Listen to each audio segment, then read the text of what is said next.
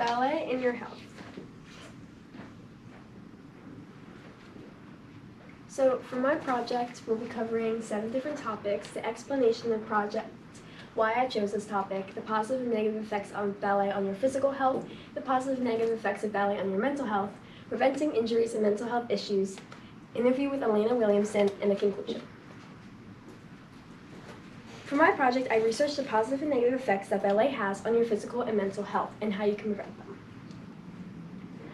I've decided to research this topic because as a dancer, I have always been interested in how ballet affects your health and your strength. I have also always been intrigued in the negative side of ballet on your mental health, and I wanted to see if it could also positively affect you.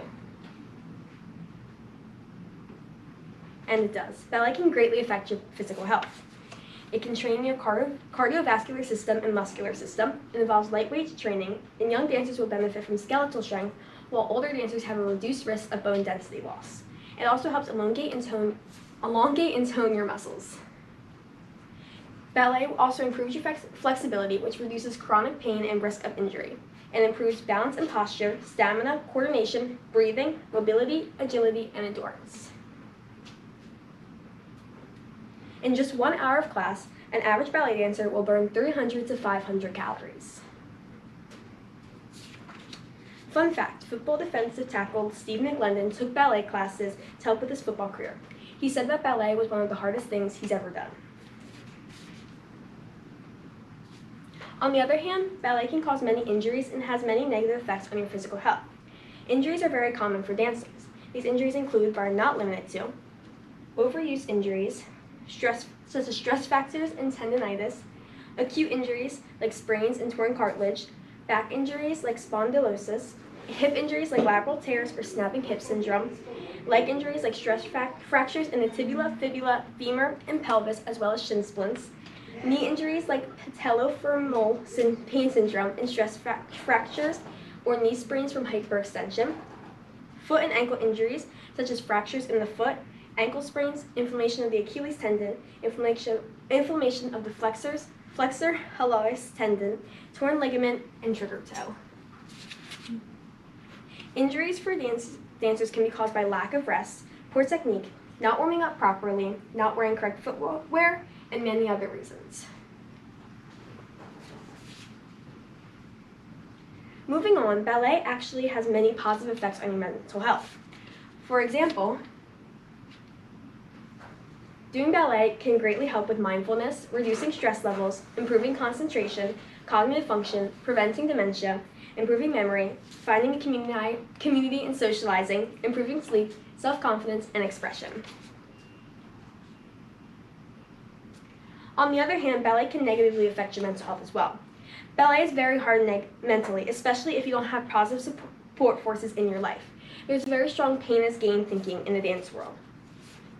Many dancers will still dance even with an injury because sitting on the floor watching is sometimes worse than dancing with the pain. Ballet can also cause dancers stress and anxiety. Many ballet dancers struggle with body image. They want to have the ideal ballet body, which is long legs, a short torso, and thin frames. Though progress has been made in the area, a great amount of dancers still want to fit the stereotype, especially young dancers, and some will even go through body shaming because of it. This can lead to many eating disorders for ballerinas like anorexia.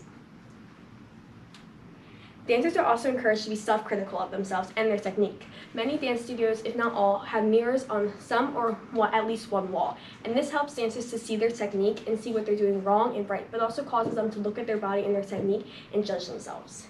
And all of this can greatly lower a dancer's self-esteem.